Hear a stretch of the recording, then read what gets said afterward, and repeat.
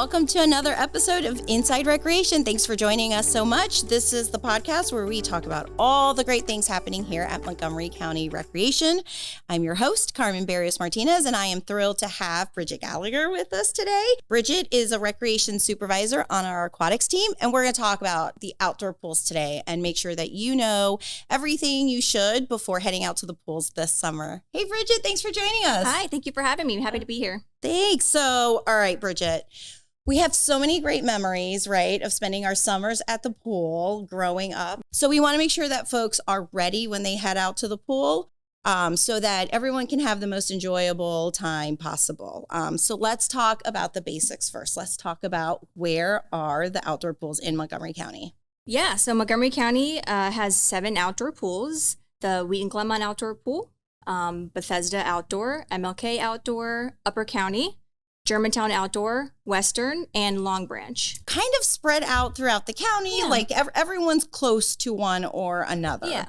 Okay, so let's talk a little bit about the hours. So we've just transitioned from preseason into the full season. So when are the pools open? We'll be open Saturday and Sunday from 12 to 8 o'clock and Monday through Friday from 1 to 8. From 1 to 8. Okay. And it's a full session, right? So Correct. You come in and you can stay as long as you'd like. Yes. Okay. And the Upper County pool is Closed on Fridays. Closed on Fridays. Yes. Okay. So everything else is open 7 days a week except for Upper County, Yes. closed on Fridays. Yes. We don't have sessions this summer, but we do have a half-hour safety break in the middle of us being open. And that really is to make sure that everybody gets that opportunity to get out of the water and get the rest that they need, eat some food, drink something, sit in the shade, because a lot of times you forget how hot and sunny it is outside. So it really is that chance for everybody to get that break. Again, everything goes back to safety, right? Correct. Safety is our number one priority. Makes sense. Let's talk about admission. Do I have to buy a pool pass? Can I pay to go just one day? How does admission work? So you don't have to buy a pool pass, but it is something that we recommend. At some of our larger facilities, the lines do get really long on the really hot days and especially on the weekends.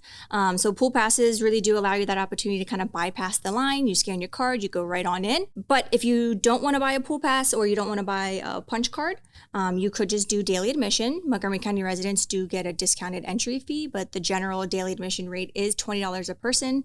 Adults do have to show their ID in order to enter the facility. And that ID, as long as it shows that you're a Montgomery County resident, you do get that discounted entry fee. Adults are $7, seniors are $6, and children are $5. Okay, so that discounted rate is just for county residents. Just county residents. So if I live in Prince George's or wherever it is, even if one of our outdoor pools might be closer to you than one in your jurisdiction, it's $20 a person regardless of age. Regardless of age. Okay, and you did say that adults in the county do need to bring an ID to prove residency. Let's say maybe I just moved here or for, a host of other reasons, I don't have a driver's license. What else can I bring? We always recommend bringing a piece of mail that has your name on it, and then you can always have a photocopy of your previous driver's license if you haven't switched it over to Montgomery County or Maryland just yet. As long as the picture on your ID matches who you are and it matches the name on the piece of mail, we do allow that as the discounted entry. So anything like a utility bill, water, electricity, maybe your cell phone bill, anything like that would work. Absolutely. Yep. Okay. And so if I bring my kids with me, do my kids need to prove that they live in the county, or is it as long as mom or dad prove? As long as that you're they're with county mom or dad, residents? we're not going to Ask the kids ask for the- ID. Yes, absolutely. If they do come by themselves, you might ask them for a school ID. Okay. But, most of the time we kind of just understand that as long as you're over the age of 12 and a parent is dropping you off, you do live in the county, and we do the in-county admission rate. Okay, perfect. And you brought up a good point. So kids need to be 12 or older to go by themselves, and that's a change this year, right? Yes. Okay, so it used to be, I think, 10, if I remember correctly. Yeah, so it's anybody under the age of 12 needs to have somebody over the age of 16 with them. And they have to stay at the pool the entire time with them. They can't just drop them off. Not a drop off at the front, or step out for a little while and come back. You have to be with it. You have to be in charge of the individual there at the facility. Okay, got it. And if I am, maybe 13, 14, can I bring a younger sibling with me, or that sibling also needs to have a 16-year-old with them? Also has to have a 16-year-old. Good to know. All right. So let's talk a little bit about pool safety, right? Because we can have so much fun at the pools, but it really can turn, right, very quickly if we're not following the pool rules, right? Yes. And lifeguards are there, right? And they are there to do a very specific job. But that first line of defense is really your own knowledge of safety and parents, interacting with their children. So there are a couple safety rules we want to make sure that everybody is aware about. The first one is knowing the depth of a pool before jumping in. Why is that so important? I think a lot of people go into, they're just having so much fun and they want to interact with everybody that's in the water, but they might not realize their individual skill level. So when water goes over their head, they immediately start to freak out and panic before they can resurface. So you want to make sure you enter a depth of water that you can stand in and that you're comfortable in. And that's just not in maybe the leisure pool, but if you're using any of the amenities like a slide or a diving board, obviously, Correct. making sure you're well aware of the depth of that water before you get in. Correct. Okay. Yeah. For our little ones that are non-swimmers, we have a very specific type of life vest that we want them to have. Yes, it's U.S. Coast Guard approved life jackets. Okay. And how do I know if something is U.S. Coast Guard approved? It'll be on the label on the inside of the life jacket. Okay. So I'm literally looking for a label that says U.S. Coast Guard approved. Okay. And if you don't have one and you want to use one, you can always ask anybody who works at the pool if you could borrow one, and we'd be happy to provide one to you. Oh, awesome. Yeah. Nice. I did not know that. Yeah. Good And little- with along that, just because you have a life jacket on doesn't mean you can enter the water by yourself. You do have to have a parent within arm's reach at all times while you're in a life jacket in the water. So if a lifeguard comes up to you and asks you to enter the water with your child because they're in any type of flotation device, please enter the water with your child. And it's so important that parents stay within arm's reach. I mean, You never know. things can happen. Things can change in an instant at Absolutely. the pool. Okay. And lastly, cell phones, right? I mean, cell phones are just such a part of life now, right? I feel like some of us are just attached to our cell phones. But when you're at the pool, it's really important to make sure that we're not distracted, especially parents with young children. Absolutely. So there's a rule in our baby pools. Tell me about it. It's a cell phone free zone. So the baby pools are not guarded by any of our staff. So you really are the sole individual paying attention to your child. So when you're in that gated area of a baby pool, your cell phone needs to be in your backpack or down in your chair, under your chair, anywhere but in your hands. You need to pay attention to your child. And frankly, I mean, those pools only have maybe 6 inches of water, a foot of water. Yeah. Yep. And we have seen things happen. Things have So we happened. want to make sure that parents are aware.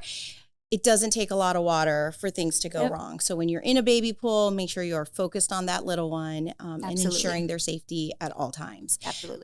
But just because your kids are a little bit older and they don't need life vests and they're not in the baby pool, right, doesn't mean that I can just sit down and lounge, suntan, and maybe read a book on my phone, right? Correct. I still need to be focused on my kids. Yes, absolutely.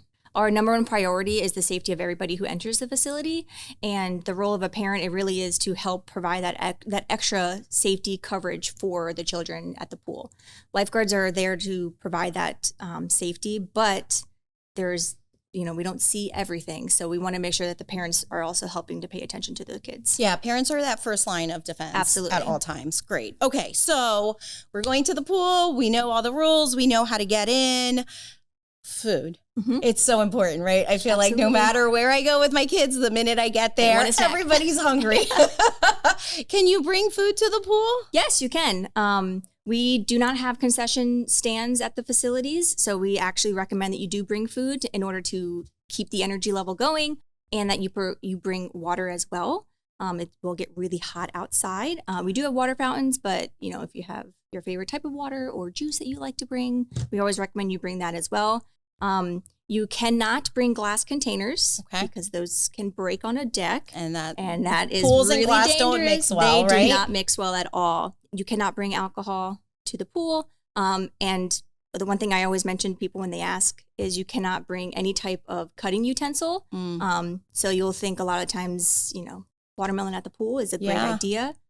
Cut it at home. Bring it cut already. Okay. If you're going to come and have an unofficial birthday party, bring cupcakes instead of a sheet cake, because you that's can't cut really it good. unless you bring a plastic knife in order to cut the Okay. cake that way.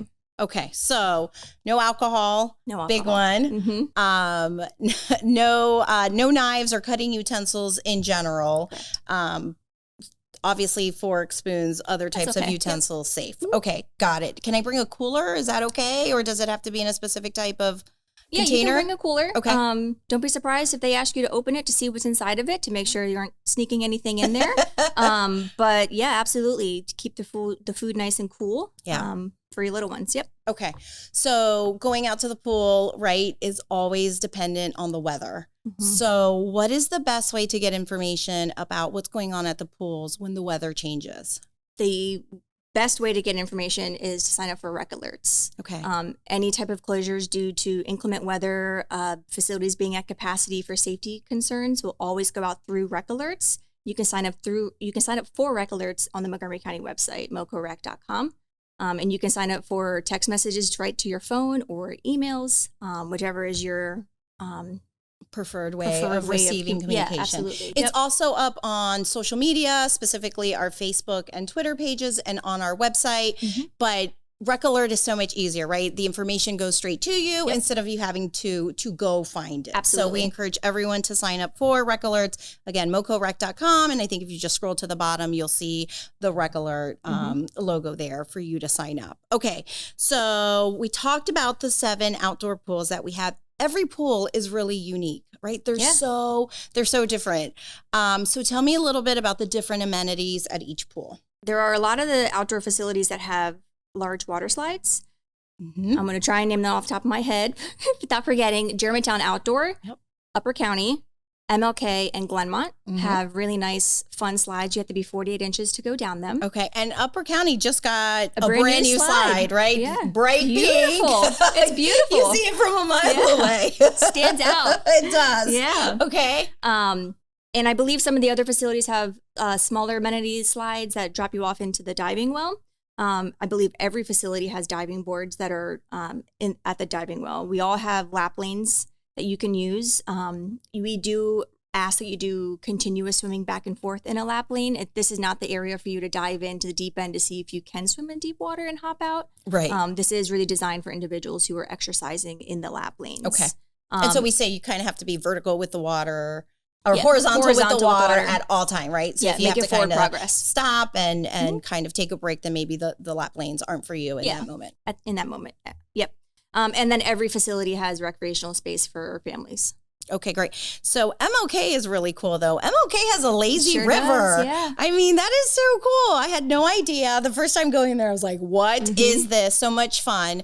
Tell me a little bit about the lazy river and kind of those rules. So the lazy river, you have to be on a tube. Okay. You also have to have a certain height requirement in order to access the lazy river as well.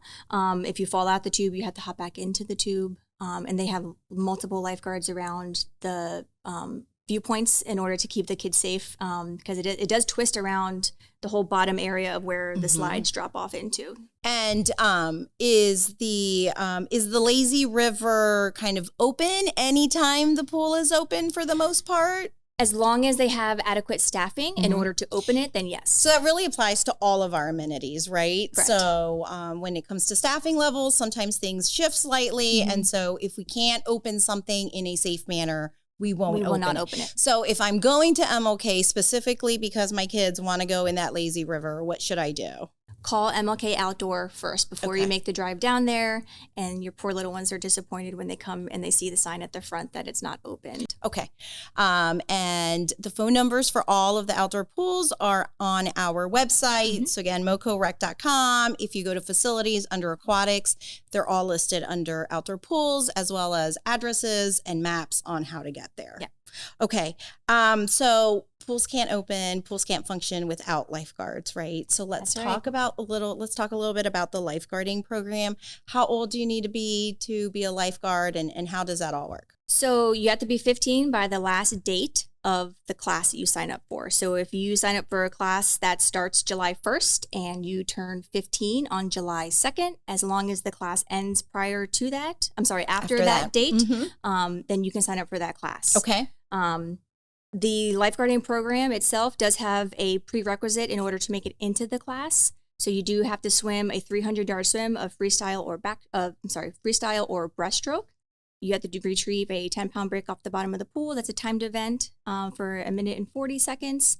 and you do have to tread water for 2 minutes using just your feet. Okay. So as long as you can pass the pre-course, you've made it into the lifeguarding class, and all of our instructors work really hard with every person who makes it to that point in order for them to be successful. Okay. I mean, being a lifeguard is a really important job. It is. So, some tough requirements there. Yeah. I don't know that I could do that. The treading water part might be difficult. The great thing is, if you really want to be a lifeguard and you're not really sure, always just reach out to the full-time staff member at an indoor facility. We'll walk you through a pre-course. A lot of us will give you pointers on how to maybe perfect some of those skills in order to be successful in a pre-course before you sign up for a class. Okay. So we have 5 indoor pools in the county. Since you mentioned them, they're also listed on the website with the phone numbers. Just call there and say you want to speak to a full-time career employee about the lifeguarding program. And I know you guys have helped many people get through that program. Absolutely. So we employ about 500 to 800 lifeguards a year. So we definitely know the importance of getting everyone through that program. So at least 15, right, get certified. And then can you lifeguard at any pool, or is it only one pool? You can take that American Red Cross certification and you can go anywhere where Red Cross is accepted. If you want to work for the county, which we always recommend if you're going to take one of our classes, as long as you get through the hiring process, we will take you at the indoor pools or the outdoor pools, depending on where the staffing is needed. But you can use that certification anywhere. Okay, awesome. And we'll also help you through the hiring process, right? So if you want to become a lifeguard through the county, we'll help you from your first call until we get you in that lifeguard chair. Yes. We will help you through Every step of the way. Yep. We will make sure you become a lifeguard. You started off as a lifeguard. I did. So, but that wasn't your plan. It was not. No. I had a friend in 2004 who wanted to become a lifeguard, and I wasn't really convinced about taking the class, but she didn't want to take the class by herself. So she convinced me and another friend to take the class with her. Unfortunately, she did not pass the course, but me and the other friend did. And it has now turned into a trajectory of a career. Yeah. I mean, you've kind of gone from a seasonal lifeguard. Were you a pool operator? I was.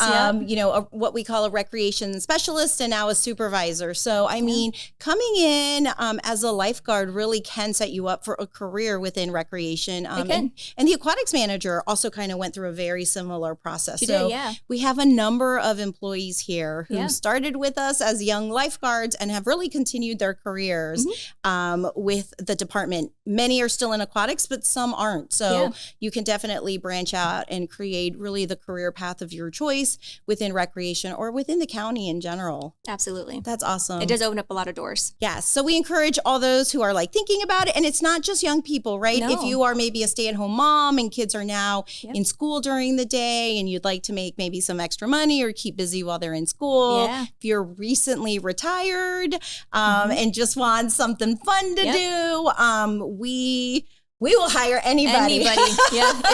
If you can pass that class, we will hire you. Yeah. And it's a great way. I mean, indoor pools, right? If you don't want to be out in the sun all day, but it is a year-round operation. And so we're always hiring. Yes, all absolutely. Right. Bridget, thanks so much for joining us today. It's so important for us to make sure that folks know the information they need before heading out to the pool, because we really just want to ensure that everybody has a great time once they're there. Fun and safe summer. Yes, a fun and safe summer.